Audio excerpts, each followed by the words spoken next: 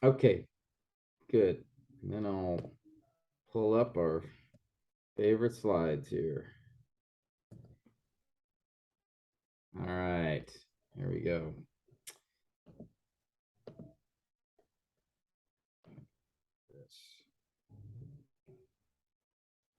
Okay,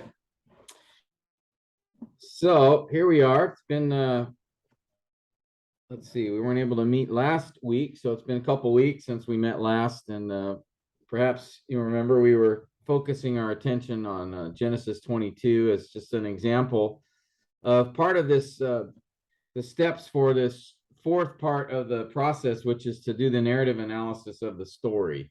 And again, if you remember, the narrative analysis includes four parts: the setting, the scene, characters, and the plot.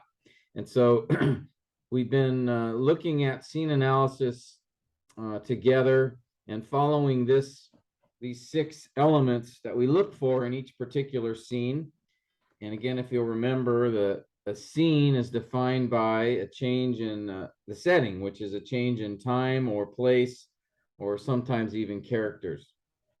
And with each scene, once we identify the scenes in the story, we then want to look at particular elements of each scene. These six parts, I think I have found to be the most helpful to me as I do this, looking at again the setting, and then who are the key characters in the scene, what are the important narrator comments, and again the narrator, who is the author, will reveal particular details that are important.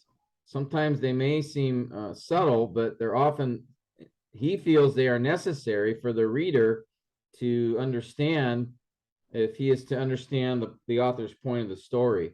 And then to record, fourthly, the important dialogue. That is, what are some appear to be some key statements made by the characters within that particular scene. And then putting together a summary of the scene, just writing out the what took place in that scene in your own words, just in a sentence. And then finally, any observations or things that you may notice from the particular scene. Sometimes thoughts may come to us, or particular observations we might make while we're doing the scene analysis. So it is helpful to note those there. So these are the six parts, and we've done several of the scenes already for Genesis. I thought, just to warm us up here, to get our minds focused back again on Genesis, that we could read through the account one more time together first, and then I just have it by these sections of 5 verses. So if we could each maybe take turns reading a part. If we could start with you, Daniel, you could read verses 1 to 5, and then you, Chai, if you could take the next section there, 6 to 10. Dwayne, 11 to 15, and then Tom Ginn, if you could take the last part, the 16 to 19. Okay. Okay, Brother Daniel, if you wouldn't mind getting started. Okay, I'll read from the text that is right at the screen. Now it came about after these things that God tested Abraham and said to him, Abraham. And he said, Here I am. He said, Take now your son, your only son, whom you love, Isaac, and go to the land of Moriah and offer him there as a offering on one of the mountains of which I will tell you. So Abraham rose early in the morning and saddled his donkey and took 2 of his young men with him and Isaac his son. And he split wood for the burnt offering and arose and went to the place of which God had told him. On the 3rd day, Abraham raised his eyes and saw the place from a distance.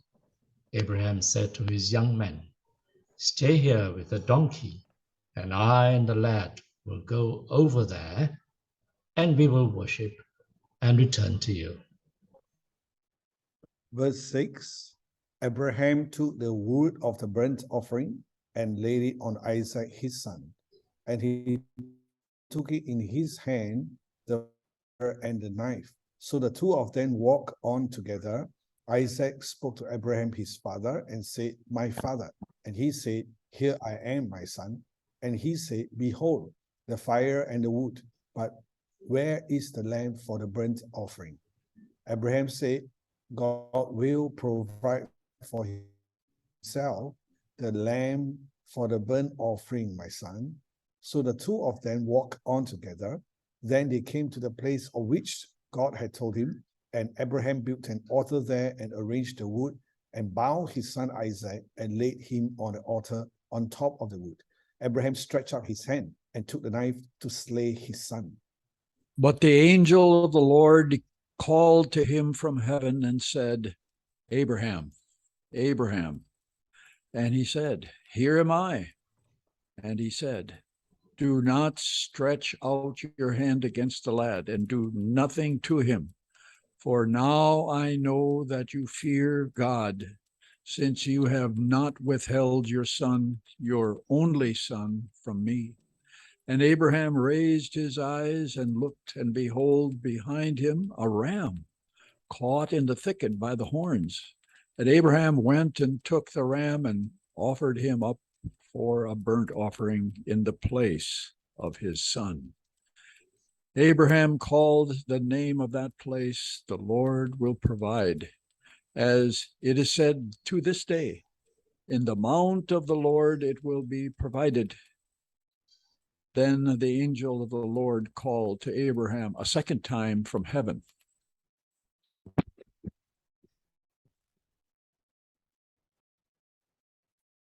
That Tangin, I think that's you. You're muted. And said, "By myself I have sworn, declares the Lord, because you have done this thing and have not withheld your son, your only son. Indeed, I will greatly bless you, and I will greatly multiply your seeds as the stars of the heavens and as the sand which is on the seashores. And your seed shall possess the gate of their enemies. In your seed all the nations of the earth shall be blessed, because you have obeyed my voice. So Abraham returned to his young men, and they arose and went together to Beersheba, and Abraham lived at Beersheba. Great. All right. Thank you. And we had focused our attention. We identified the scenes. This was a few weeks ago now, several weeks. And then we began doing the scene analysis, looking at each scene. And what I did was just to help us a little bit visually is I highlighted in blue the narrator comments, and then yellow and green are the dialogue between the characters in the scene. So we looked at the first scene and basically summarized it as God tested Abraham, telling him to sacrifice his beloved son Isaac. Okay, and then that was really the first scene, and we identified some of the comments and observations there. And then the second scene was only the narrator making a few comments regarding their journey in on the way to Mount Moriah. Okay, and we had summarized that scene essentially with Abraham obeyed and journeys to Mount Moriah with Isaac. And we had discussed that a little bit as well. Not much was given here. And we had talked about too, if you'll remember, that over the course of these 3 days in their journey, that the author Moses chose not to communicate anything that they had said to each other. Right? It's doubtful. It's possible, but very doubtful that they spent all that time and didn't say a word. Certainly, they must have had some conversation, you would expect, but none of that was recorded. Moses didn't feel that was important. When we get to the next scene, there is a dialogue. He records on the third day as they came near to the place where they were at Mount Moriah. And so we noticed here that there was some dialogue between Abraham and Isaac. Abraham said one thing to the young men, and then had this brief dialogue with his son. And again, I don't think those were the only words spoken between them over the course of those 3 days, but they were the words that the author felt were important and significant for his point from this story. And from this third scene in verses 4 to 8, we summarized it as while walking together to Mount Moriah, the obedient Abraham tells Isaac God will provide a sacrifice. Now, of course, much more is in this scene, but we're trying to just focus the summary on what we feel is maybe the key event or key circumstance or outcome of that scene. Okay, so that's where we got ourselves to, and now we have the largest scene in the account, which is scene 4, which is where things come to a head, really, as they approach the altar and Isaac is put on there. So what I wanted to do is give you guys some time and looking at this scene, verses 9 through 18, and go ahead and fill in the 6 elements or aspects of that scene yourself. So I'm going to give you some time just to do that on your own, and then we'll come back together and discuss this last scene, and then talk about a few things before we go to the next step. Okay? Any questions on that before you do that? All right, so go ahead, take a few minutes. I'll give you some time and do that, then we'll come together.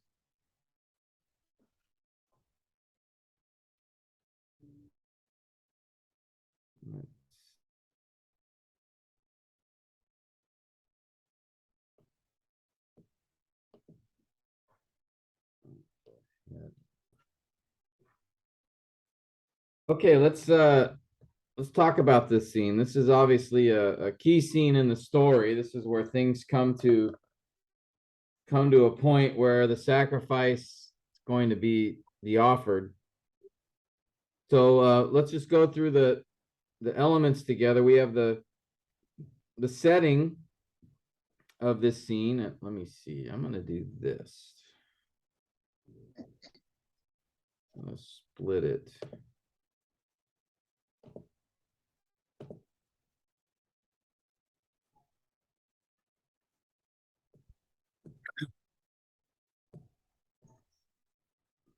Here we go. I think this will be better.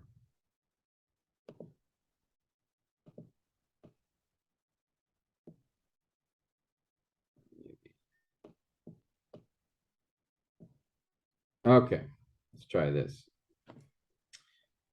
Okay, so what do we have as the setting? Again, the time and the place.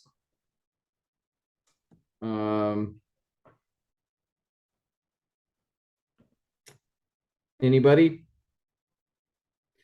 want to offer that? Change of place. Well, we know there's a change of time, but we don't know exactly when. But there is a change of place and time. Yeah, it's on the 3rd day still, right, from the previous scene. So yeah, on the 3rd day from when they left Beersheba, right? Because I believe it said. Oh, sorry. Yeah, looking at verse 4. Yeah, my whoops.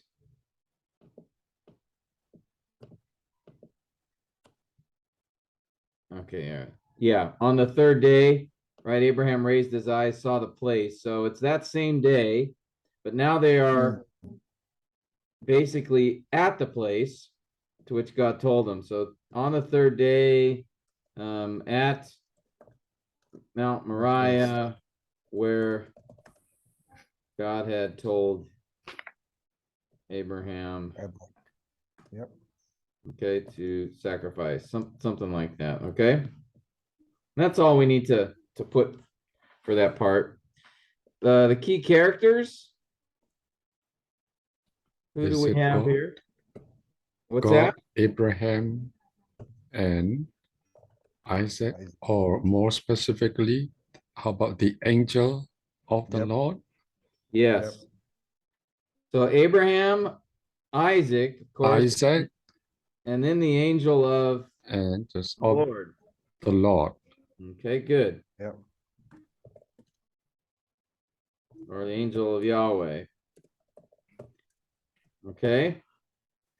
Yep, that's all we need to note there. Now we get into, okay, what are some important narrator comments here? Some things that the narrator points out that seem significant for the story. And again, I highlighted them in blue here just to help it be easier to spot. Anybody? Yes. Okay, Philip, Pastor Philip, you want to? Yeah. Yes. Verses 9 to 11a. That is, I believe that the first comment from narrator, and the second, Pastor Tim, you said, like you said, verses 13 to 15. Yes, and from those, what seem to be some significant statements by the narrator? Anything that just seems important at this case in the story? There are one or two things that stick out. Is it you highlight with a green color? Yeah, Like this Abraham answer here. this part, the bluish color on my screen is the narrator. The green color is Abraham, and the yellow is angel of the Lord. So, okay. So yeah, so the verses 9 through part of 11 is 11. narrator comments, and then Just verse comments. 13 13, through most of 14 15. narrator. Yeah.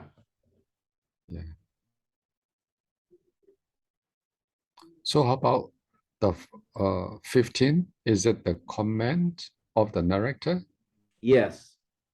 The narrator tells us, then the angel of the Lord called Abraham a second time and said, and then verse 16 is what the angel of the Lord said. And I highlighted that in yellow. Okay.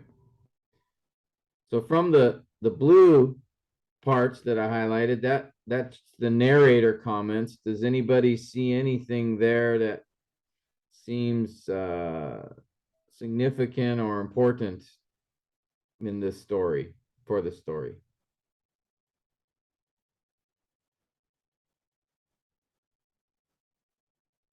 I jotted down verse 14, Okay. where Abraham called or named the place, the Lord will provide.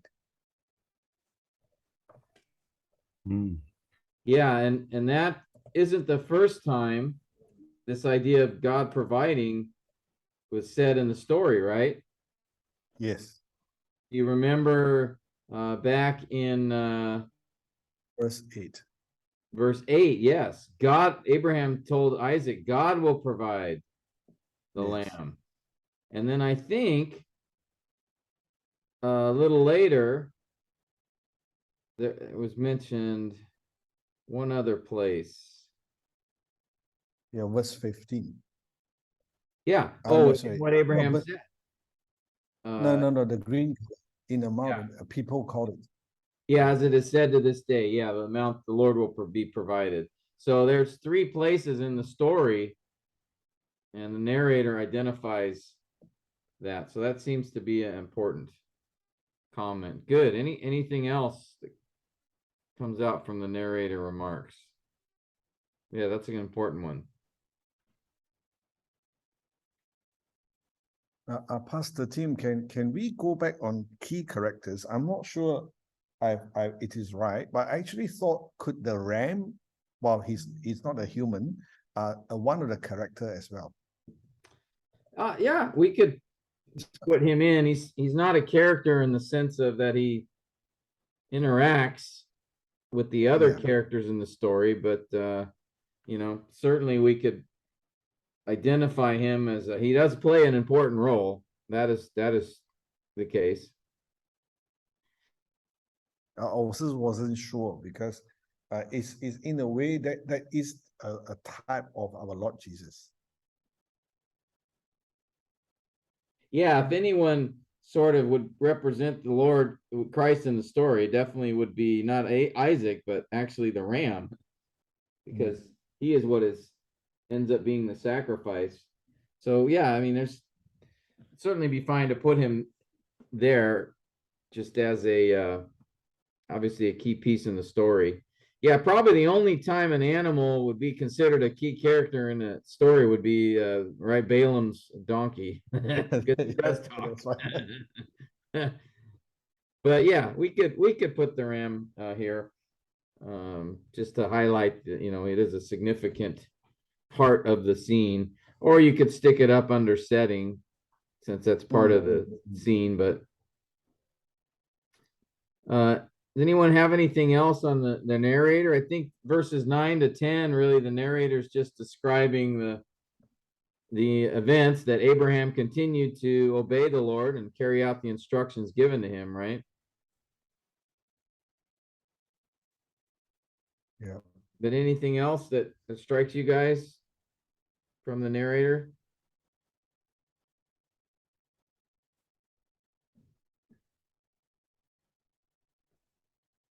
Let me put that down. How about verse 13?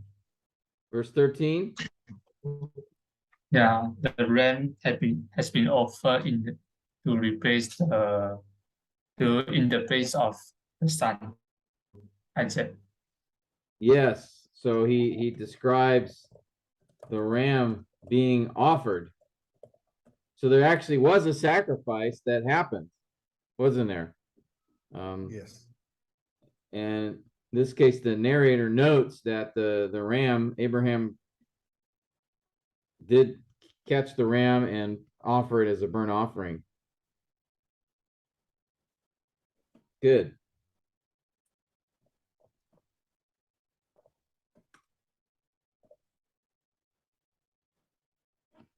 Maybe verse 15 just indicates, and he notes that the angel of the Lord called a second time.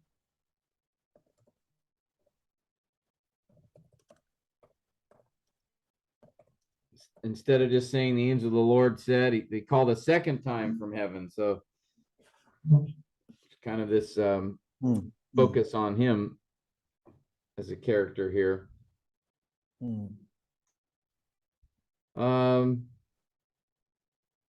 And I think maybe verse 10, right? That notice he indicates Abraham was ready.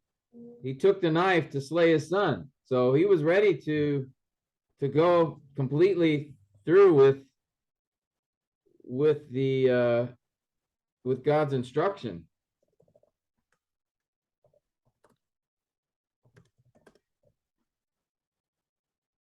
I think that's pretty significant statement, right? That Abraham stretched out his hand and was going to do it. So,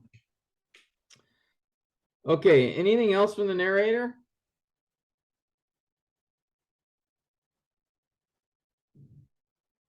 How about the dialogue? So we have basically the two people speaking in this account are Abraham, which is in the green, which is the green here.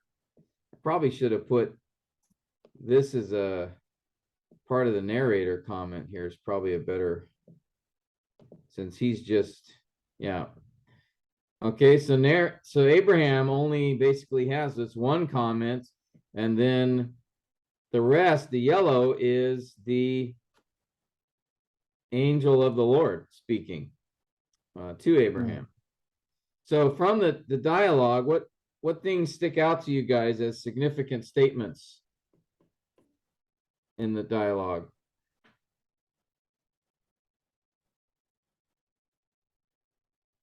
Dwayne, you have any comments there? Anything that you find significant from what was said? No, I think we covered it, but it all pivots as far as I can, as far as I see on the Lord will provide. Yes. And there's Abraham and his son, and then the comment, "There's no lamb. Where's the lamb?" And the Lord will provide. Yeah. Well, anyway, it depends on what you want to take and run with, what you want to, or what you want to emphasize. Yeah. At this point, it's just sort of at these stages of looking at the story, we're just what we feel like or seems like significant to the events within the story. Obviously, we're going to come back and look again at the characters overall from the whole story and see from the whole story what's significant. Right now, we're just sort of looking at scene by scene and what sticks out to us. And the idea is, again, we're just trying to get familiar with what's happening here. And as we go through the story more and more, I think you'll be able to determine what appears to be the more significant or focal point of the story. But at this stage, it's just kind of what seems to be significant within what the narrator says, and then what seems to be significant in what the characters say within the story. I think for me, one thing definitely is when angel of Yahweh says, "I know you fear God, since you've not withheld your son, your only son, from me," which again, as I think Dwayne, you pointed out a few weeks ago, just that your son, your only son, that emphasis there that's in the story that was God said earlier, right at the beginning. So that's one thing that stuck out to me from verse 12.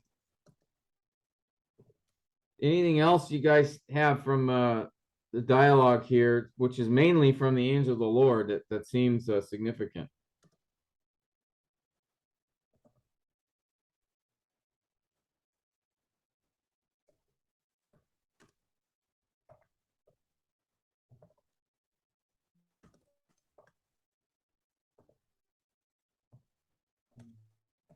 Daniel, do you have anything? No, I was looking at verses 7 and 8, where Isaac seems to be living in the present. He was telling his father, "Well, you have got everything here, huh? The fire and the wood, but where is the lamb for the burnt offering? Now, where is it? And seemingly Abraham seems to have a future faith, or rather faith, to put it away, and he used a future tense. God Himself will provide. To Isaac is, where is? I want to know, where is it now? Where is this lamb for the offering? But Abraham says God will provide. So, as a young lad, it appears that Isaac was living in just the present, whereas I think Abraham would appear had the faith. Perhaps it's an indication that he had that faith that God will provide something. That's why he obeyed. He obeyed and did what the Lord asked him to do. But for Isaac, he has yet to learn to have that kind of faith. Well, and as you look at the dialogue in this scene, who is noticeably absent from the dialogue? Isaac. Yeah, Isaac. And really, Abraham only says 3 words, right? The 3 he said at the very beginning of the story, "Here I am." And then Isaac says nothing. At least nothing's recorded by Moses as far as the dialogue is concerned. So it's really who's the main speaker in this account, in this scene, I mean, right? Yeah, so the focus seems to be on Abraham. I mean, even when the son asked him, so he seems that therefore it's sort of indication that there is that relationship between him and Yahweh, that he has that kind of faith that he could trust God. Yeah. Yeah, and the Lord affirms that here in Mm. verse 12.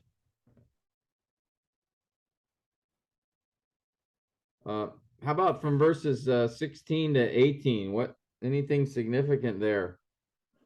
No, I put that as observation that in verse 16, God swore by himself. Mm. And why is it significant? Because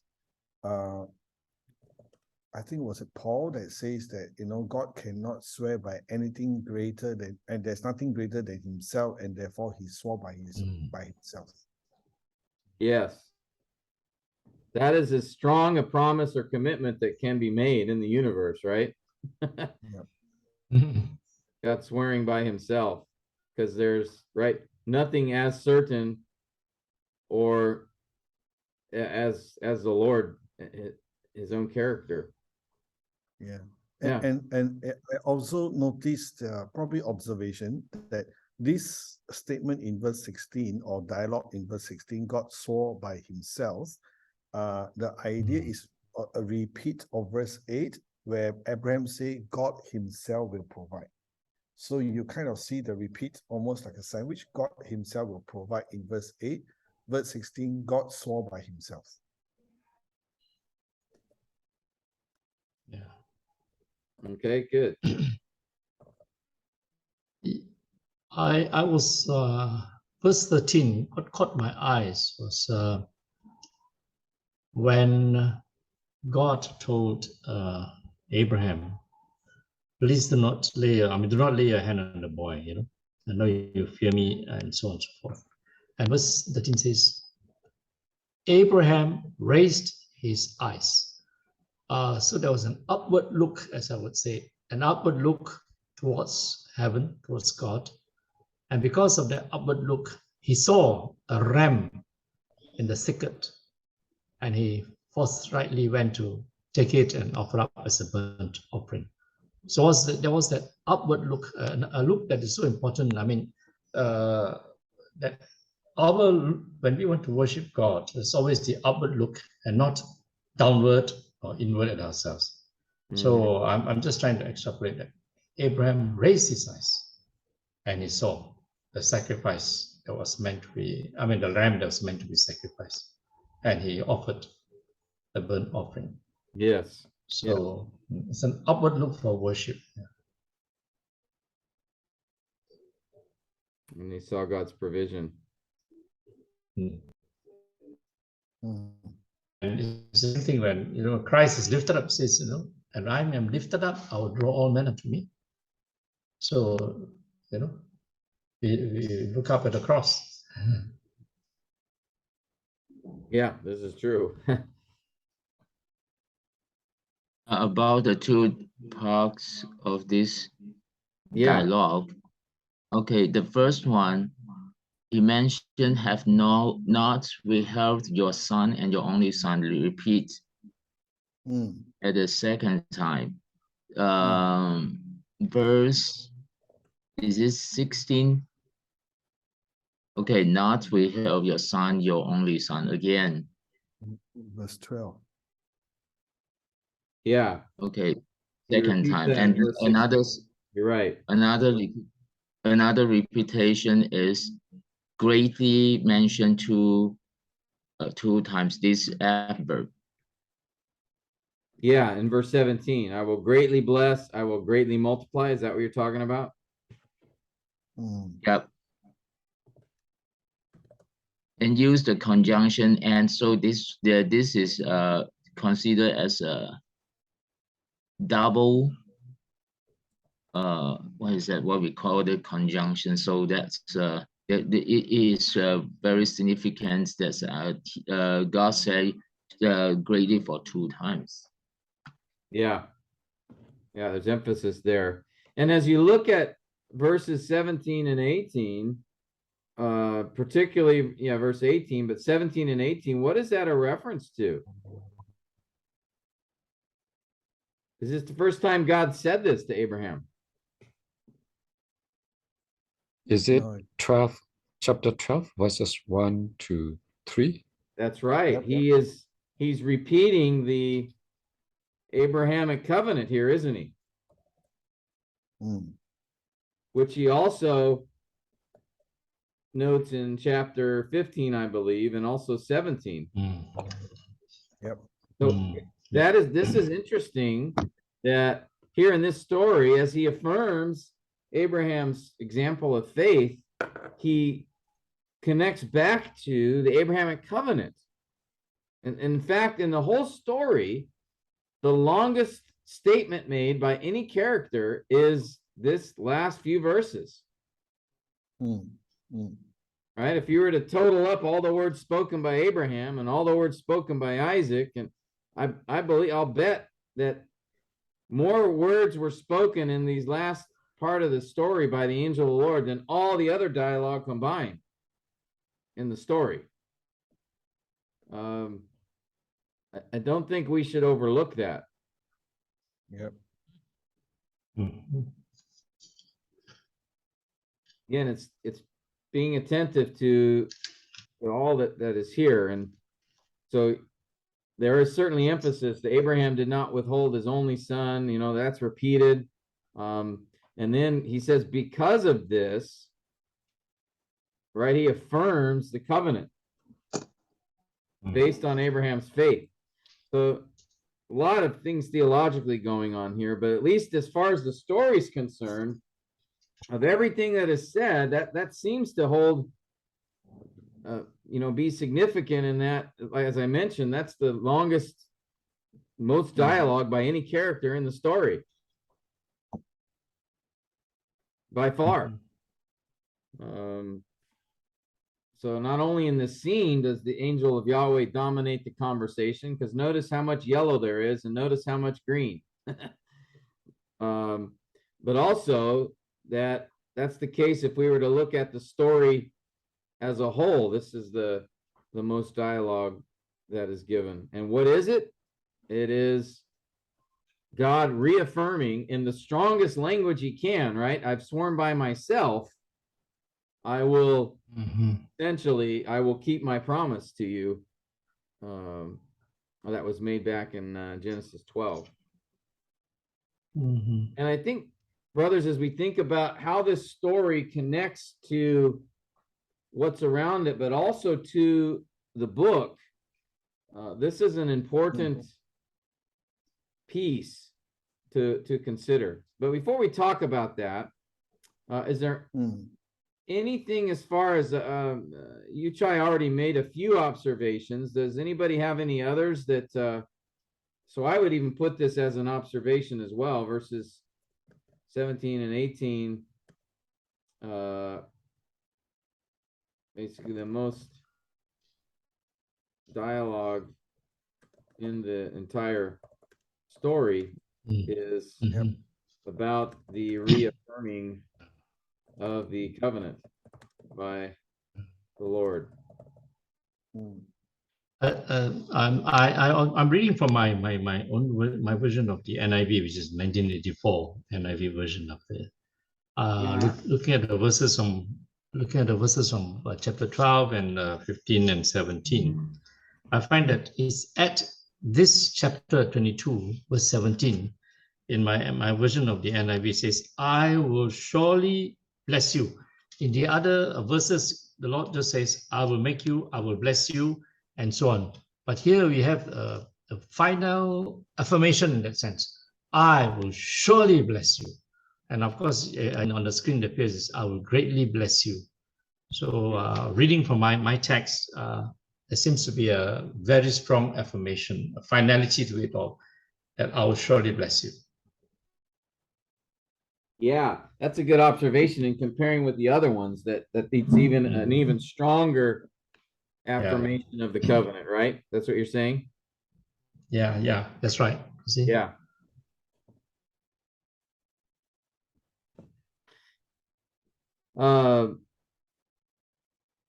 Good. That's good insight. What, did anything else stick out as far as observations? There's big one theologically, I think, as far as identity of the angel of the Lord. What do we see in this passage that indicates who that is? Is the angel of the Lord a created being or divine? Is it the divine? Yeah, how do we see that here?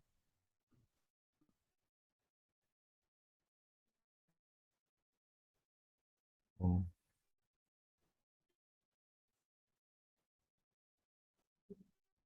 Because the verse 15 says, this is the second time I think, then Yeah. the angel of the Lord called to Abraham a second time from heaven, not with Abraham down on earth, but calling Abraham from heaven.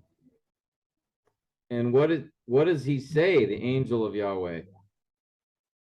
Oh, yeah, 16 then. By myself, I have sworn. Yeah, by myself. Oh, yeah. Yes, so we have in verse 15, the angel of the Lord speaks and he says, by myself I have sworn. And then we see a similar thing up in the first time he calls from heaven. In verse 12, he says, you've not withheld your only son from me, the angel of the Lord says. You see that? Yep. You've not withheld your son from me. So he is claiming to be, because who is it that tested Abraham? Well, the very first verse, it said God tested Abraham. Well, here the angel of the Lord says, you've not withheld your son from me. So what does that tell us about the angel of the Lord here is claiming to be God, to be divine? Yep. One of many places, and then we see it again in verse 18 at the very end, you have obeyed my voice.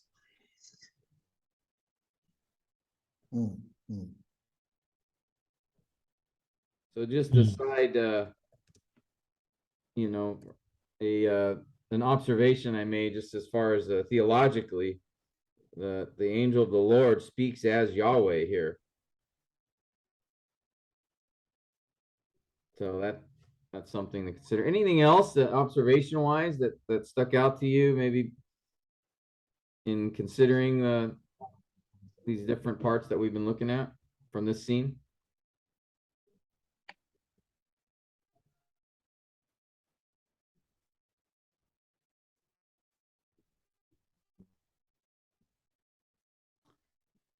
How about summarizing this? Pastor Philip already put one summary there. God's response. Here, I'll just put it here. Anybody would add or modify or edit this? How would you summarize the story here?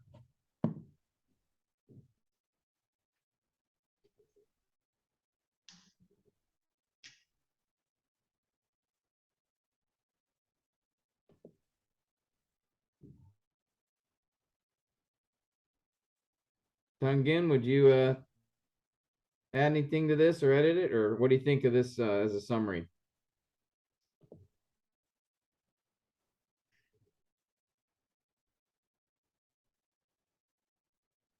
Are you there? Maybe he's busy.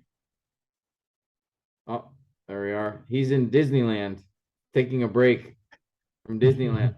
So what do you think of this summary? Or would you change it at all or add anything to it?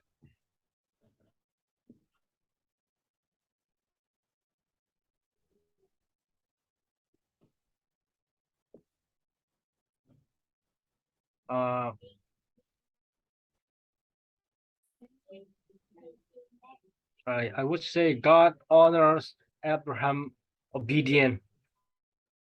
God honors Abraham's obedience by by giving promises, something like that. Maybe affirming. Affirming his promises. Okay, that would catch the last part. What about this middle part? There's an important element or event in the story that we want to also consider. Honors Abraham.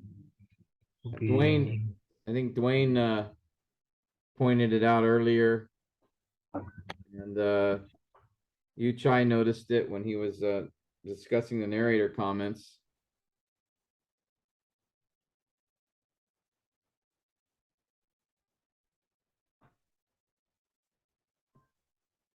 What about the part of God's provision of the sacrifice?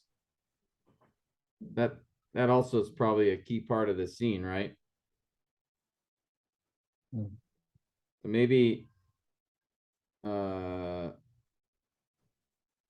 about something like this? This is a little longer. We can work on it, but it said Yahweh commends Abraham's faith, providing a sacrifice in place of Isaac and reaffirming his covenant with Abraham.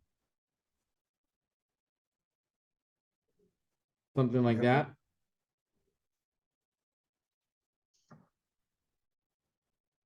What do you think, Fu Wei? You're looking very intent there. Okay. Say for my summary, I will say that God blessed Abraham by preserving his son Isaac. God blessed Abraham by preserving. Is that what you said? His son. Oops. Isaac. Okay. Mm. Okay, good. And then we just probably want to include both components here, right? That also the reaffirming his covenant, because again, that's a significant portion of the scene here as well. So almost, I would see three parts myself, right? God affirms Abraham's faith, God provides sacrifice, and then God reaffirms his commitment to covenant with Abraham. Those three pieces here. Okay. Yep. Now we have verse 19 here, but it only is just sort of a concluding remark. So they went back. That's all he says. Okay, we're done with this part. Abraham returned to his young men. They got up, went back to Beersheba, and Abraham lived there. So it's kind of like just really a concluding statement to the story. And there's not much else there. So it's just part of continuing the overall narrative. So this part of the story, now that it is completed, the author sort of moves us along, right, to the next thing in the story.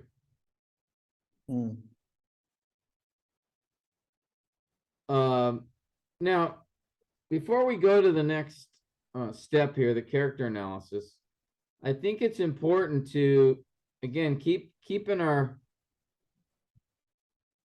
understanding, how does this story, we should be thinking about this at this point. How does the story fit in the author's flow of thought? What came before? What came after? How does it connect to the theme of Genesis, to the theme of the Pentateuch? And as we read this story, we're going to want to, especially as we move towards the plot, we want to remember, don't focus on this story in isolation. That is, don't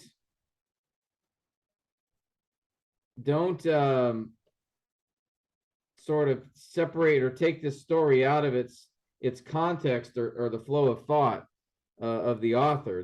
The test of Abraham here is not just the offering of his son. There's a bigger issue involved with this whole story in light of in Genesis overall. And I don't think it's an accident that we have those last few verses reiterating the Abrahamic covenant. All right, so we'll come back to this when we talk about plot, because plot's really where we focus on the point of the story. But I just want to keep in our minds and remember that, as we break down the story and look at the scenes, this will help us kind of try to see maybe what the focus of this story is, but then also don't lose sight of how this story is fitting into what is around it within the book. Okay, just again, I don't want to go into too much detail on that yet, but just want to plant that seed of reminder to us that Genesis 22 is not an isolated account, but it's part of a series of events that Moses is writing within the book to communicate or connect it to the purpose of the book. So this is a significant story in several ways, not just in how Abraham responds and the faith that he shows, which is quite amazing, but also how it connects to what is going on in the course of the book of Genesis and even the Pentateuch itself. Okay. Again, we'll come back to that.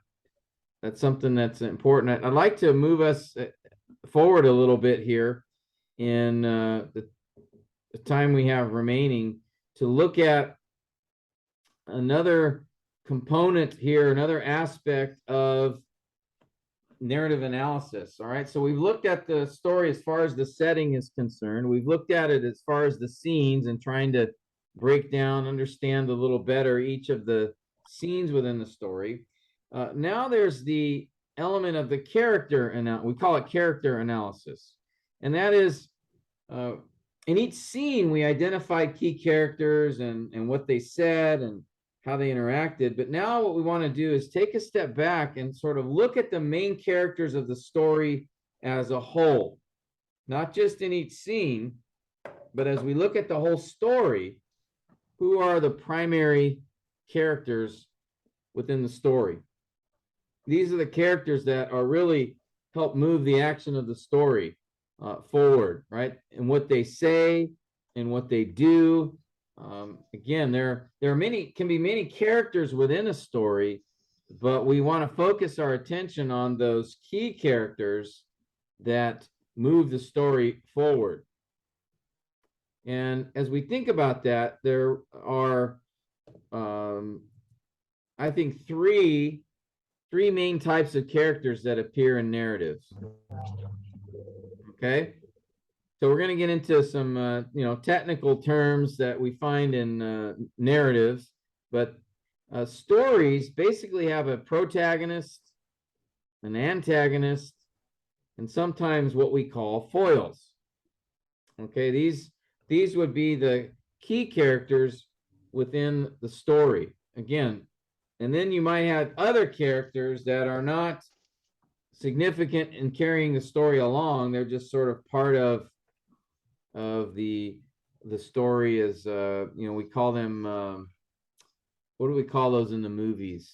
Those extra characters. I've lost Extras. Yeah, extra. Okay. Yeah, the extras, right? I have a friend who's a professional extra. She always shows up at the studios, and they let her in a number of films, and she's an extra. So once in a while, I actually see her in a movie. She's like just one of the waitress or something, or part of the crowd in the park, or anyway.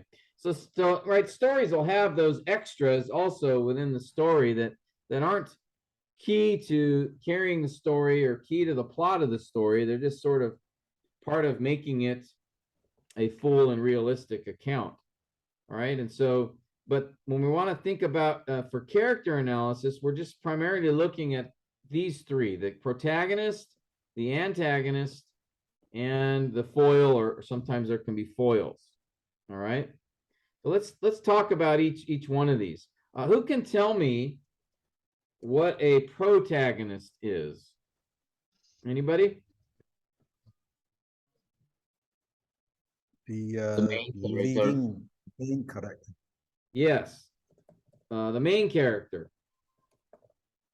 of the story. The typically the story is focused on this person, right? Some may call it the hero of the story. Yeah. Okay, and there are many examples of this.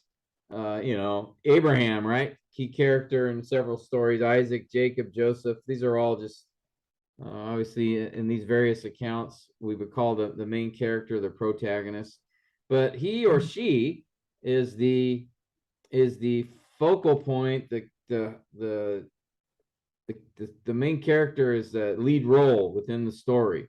Okay, so we have a protagonist, and then we have oh, by the way, keep in mind that this character does not always appear at the beginning of a story. David, for example, in Samuel, he doesn't appear until what, chapters 15 or something like that, 16. Yet he is obviously the main character in that book, where we would call the protagonist of the book overall. So keep that in mind. Now the antagonist. Who's the antagonist in? If the protagonist is sort of the main character, the hero of the story, what is the antagonist? The bad Opposer. guy. The bad guy. Okay, Opposer. bad guy, the one who I heard, what did someone else say? The opposer. Yeah, The enemy. opposer. Yeah, or the one The who villain. opposes Yeah. the protagonist. The villain. Yeah, maybe we could say that the villain. And clever stories actually are those which you think you know who the protagonist is, and you find out at the end he's actually the bad guy and the antagonist. Those are clever stories. But yeah, basically the antagonist, the one who antagonizes, he's the one who opposes the main character, the protagonist. And often this character causes or increases the problem within the story. So Okay, that- in the, I mean, for example, Saul, is Saul an antagonist? Yeah, Saul would be an antagonist in Samuel, the book of Samuel, right? He's opposing David. He's trying to thwart David, and in God's plan, right? David is going to be the godly king, right? He's the one that's going to replace Saul, and Saul is trying to kill him. So he's really opposing God's plan here, because God told Saul, "You're done. You're no longer king." But Saul wants to actually kill the man that God had ordained or appointed as the king. He's clearly an antagonist within the story. Okay, and we have to think, as you look at larger narratives that have a series of stories within the narrative, you could have in certain places a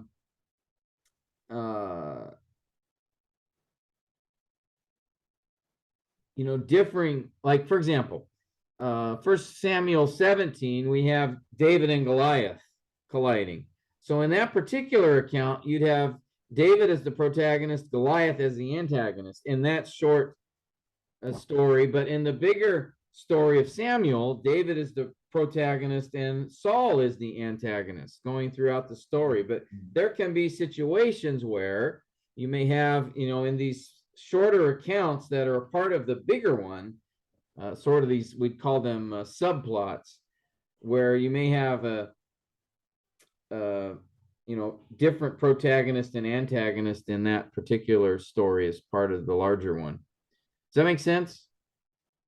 So as we break down, if we're just talking about a story, basically a story is going to have a main character and then someone or something that opposes that main character, right? Some stories you may have a character who's, trying to survive a storm. So there may not be another character in the story, but the storm would serve as an antagonist, right? Potentially one who's opposing, creating the problem for the protagonist. Okay. So as we consider that, right, the character in the story that opposes the protagonist is the antagonist. And we talked about there could be a few different antagonists in an account if it's a larger narrative. Now the other character, the third important character in a story, is referred to by narrator theologians or scholars as the foil. The foil. Anyone familiar with that term in the context of stories? What is a foil in a story?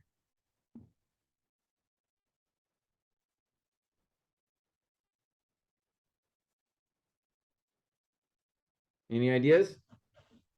Supporting character. What kind of character? Sorry. Supporting character. You have to spell that for me. No, supporting. Oh, supporting. I'm sorry. I didn't hear the first part of that word. Yeah, the supporting character in the story, or characters, could be more than one.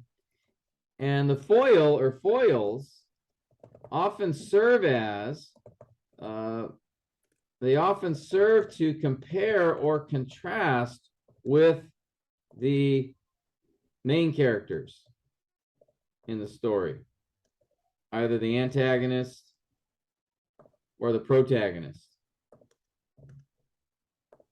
Now, not every story has a foil, but they are often in stories, and they're there to really highlight the qualities of the other characters, either the good or the bad.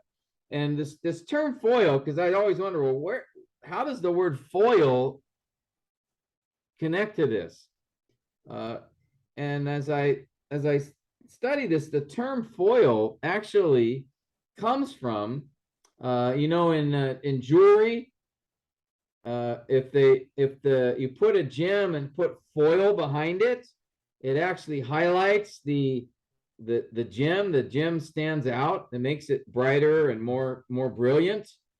That's the idea here, that if you have a foil in a story, that foil serves to highlight some quality in one of the main characters. Again, it could be good or bad. Foils can serve as a contrast or comparisons in the story, either what the antagonist should be doing or not doing, or what the protagonist is doing or not doing.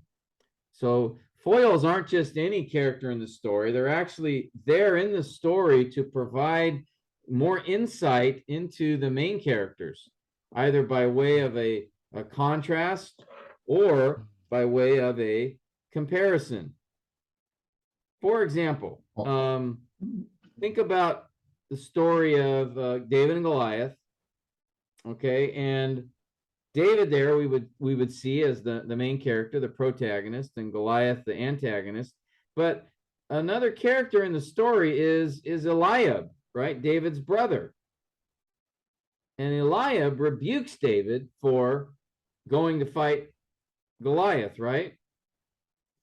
And that's actually rather interesting that he does that. I think he serves as a foil in that story, not just as, the annoying brother, but because remember, who is the man that Samuel thought was the Lord's anointed when he went to Jesse's house? You guys remember it? Samuel shows up at Jesse's house. God had said, go to the house of Jesse. That's where the next king is. So Samuel shows up, and who is it that walks in the door? One of Jesse's sons. And then David says, ah, this must be the one. You remember who that was? Yeah, Eliab, wasn't it? And then God rebukes Samuel and says, look, don't look at the outside. I look at the heart. I want a man after my own heart, right? You remember that? And so here is Eliab, the one that Samuel mistakenly identified as the future anointed one based only on his appearance, that he was, an impressive man, apparently. But he's the one that's telling David not to fight Goliath. Stop being foolish, isn't he? So there's sort of, I think, the author includes him in there just to show as a, by way of a contrast with David's doing the right thing. He's right. He's jealous for God's glory, his character. And yet Eliab's, telling him, don't go fight him. You're just trying to show off. Okay. So I would see Eliab as a foil in that story, and maybe even Saul in that story is also a foil, because who should have been the one out there fighting Goliath? I mean, Saul was their king, right? Yep. So in a sense, he serves as a contrast to David as well.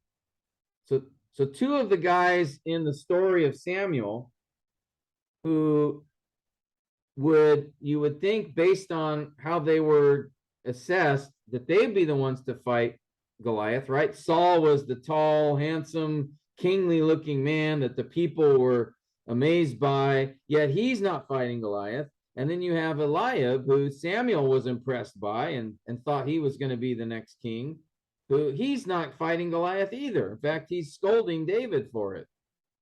And so I would see those guys as examples of foils in that particular story, that they are characters placed in the story or included in the story, not just to provide, details for the story, but actually because they serve in some way and as a contrast or comparison to the main characters. Thoughts or questions about that?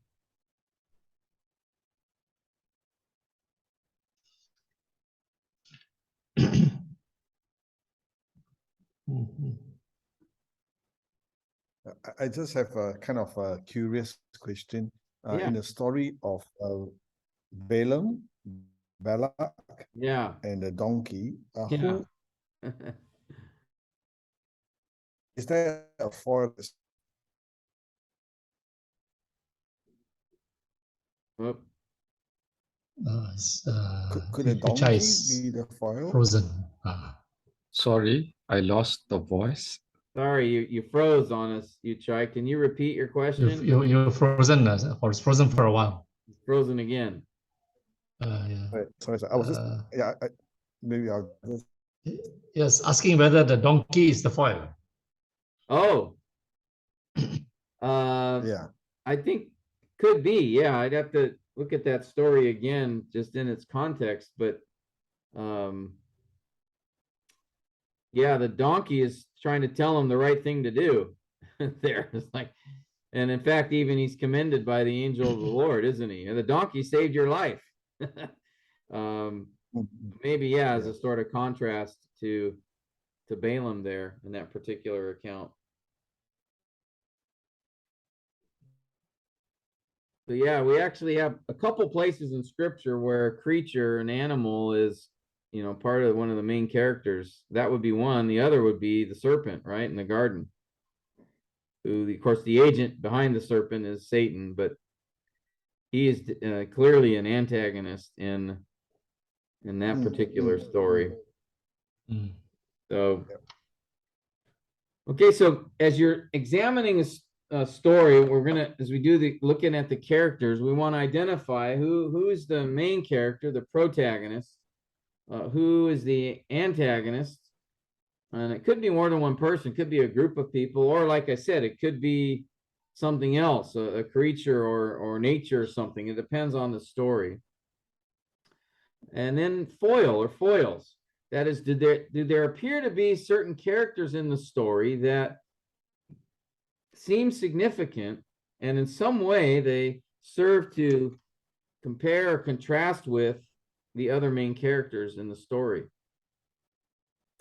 For example, I would say in John chapter 4, the woman at the well, the disciples, they went into town to get food, and they come back, right? And Jesus is talking with this woman, and they're surprised, and their focus though is the meal, right?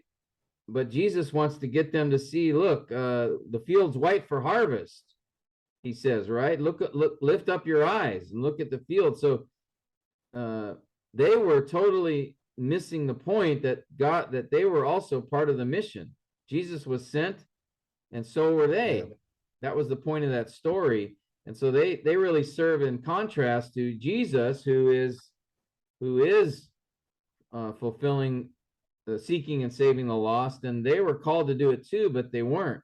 While the woman in Samaria, the Samaritan woman, was, right? She went back to the village and told her other village people there that, she'd seen the Messiah. So she was doing what the disciples should have been doing.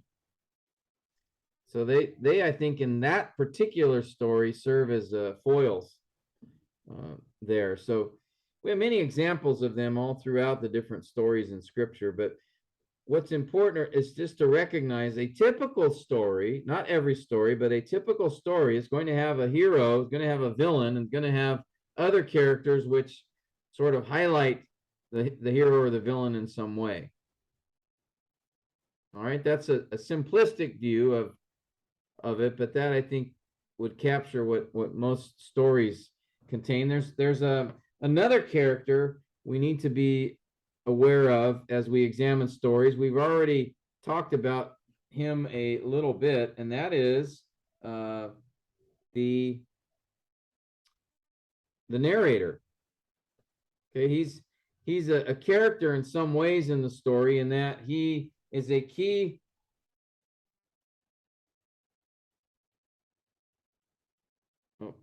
Can you guys hear me? I think my Wi-Fi is having a little trouble. Okay. He's also a key character. He helps to develop the story. He reveals important information throughout the story that's going to be significant in understanding the author's point of the story. And so we want to pay attention to the narrator. He's a key contributor to understanding what the point of the story is. Okay. And there's different ways that he does this. I'm not going to go through these. I'll put this in your notes just so you can have it there. There's different ways that the narrator inserts his comments and how they contribute to the point of the story. But I want to just move on to the last character, which is often overlooked, is God himself. I mean, he really is the main character in every story, isn't he? Oftentimes in narratives, we focus on the human characters, neglecting to recognize that really the scripture is intended to show us who God is and what he has done. And so we want to be careful that we don't just focus on the humans in the story and forget that it's what is God doing in this particular story. He's the central character, really, in every story we have in Scripture.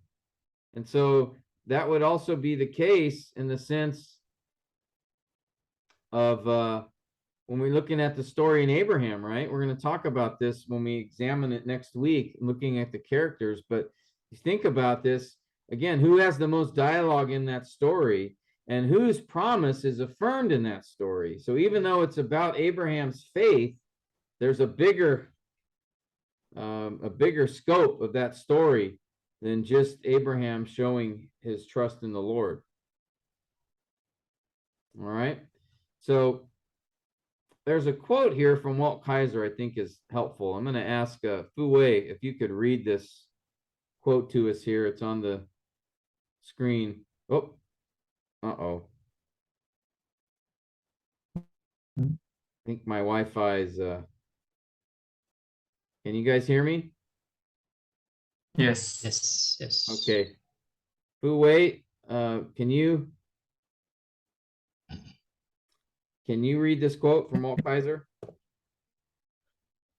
Okay, so the central character of the Bible is God. This comes as no surprise, for in almost every narrative, God is present, especially or by implication. Therefore, interpreters and expositors' attentions must be centered on God's role in the narrative. This reflects on the human character in a story while failing to locate God's action in the narratives are wrong. It leads to divorce the character from God's largest redemption plan, bypassing the point that the author was making. Accordingly, one of our key questions in determining the characterizations of a narrative is, what is God doing in this scene? Okay, great. Thank you. What has I cut my video just to help hopefully my Wi-Fi signal. But yeah, so I think this is a good place to end, really focusing on the main character in the Bible is God himself. And certainly God works through human characters, and as these stories unfold and that talk about different people and what they say and do, and there's a point to these stories that reveal biblical truth. We don't want to forget that God's role and his presence in each and every story and account in scripture, even in stories that he's not mentioned specifically, like the book of Esther, for example. But he's certainly a vital moving behind the scenes to bring about the events that take place in that story. And so we don't want to forget that or overlook that feature. Certainly we want to pay attention to the human characters involved, but not to the neglect of remembering God's role in that particular story and what it reveals about him. Okay? As Brother Dwayne likes to remind us often, that it's about Christ and it needs to be centered on him. And we could say, even in a broader sense in scripture, that the centering on the Godhead, on the Trinity, and of course focusing on the Son. And we see him active in Genesis 22, didn't we?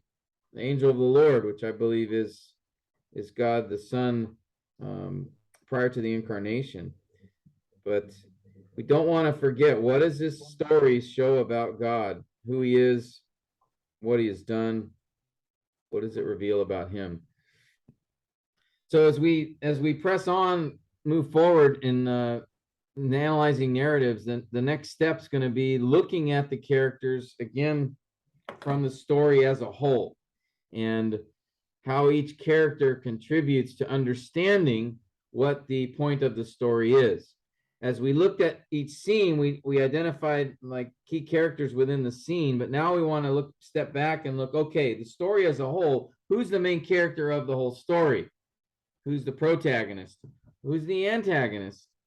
And who are the foil or foils, if any, in the story? Okay. So next week we'll talk about the procedure. How do we do this character analysis? And then we'll try it out on Genesis 22 as the Lord provides the time. All right. But with that, are there any other comments or questions or thoughts just from what we've talked about today?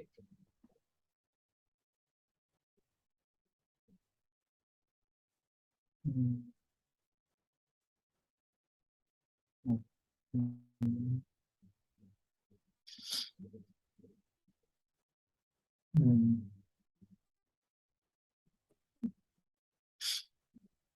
Okay. Wanted to leave it open there if anybody had a question or comment based on what we looked at today. So as we do all these different steps, it may seem like a lot of tedious work and a lot of academic work and things like that, but it's important to one of the purposes behind this is to take, if we look at the account from different points of view, looking for different things, that's only helps us to better understand the story as a whole. I think I've used this illustration before, so I apologize if I have, but you know, when you examine a diamond, you know, somebody who's really good at it will examine the diamond from different points of view, right? They'll rotate it, they'll use a foil, a background to highlight the diamond, they'll rotate it, looking at it from different angles to allow them to see the overall quality of the diamond and be able to see it from different points of view. And that's really what we're doing in these different steps. We're taking the passage and looking for different things within the passage. Each of these steps in the process are like the rotation of the diamond.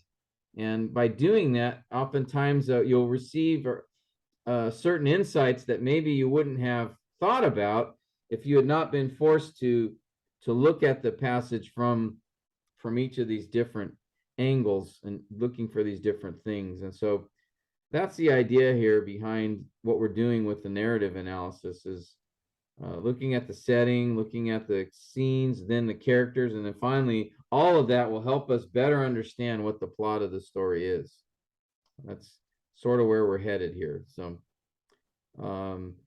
try not to just do busy work or, you know, look at this from an academic perspective, but there really is there's intent behind this to help us examine the diamond of God's word, if you will, from these different vantage points, to be able to see all of the detail and beauty that was within it and better understand what God is trying to tell us in these stories. So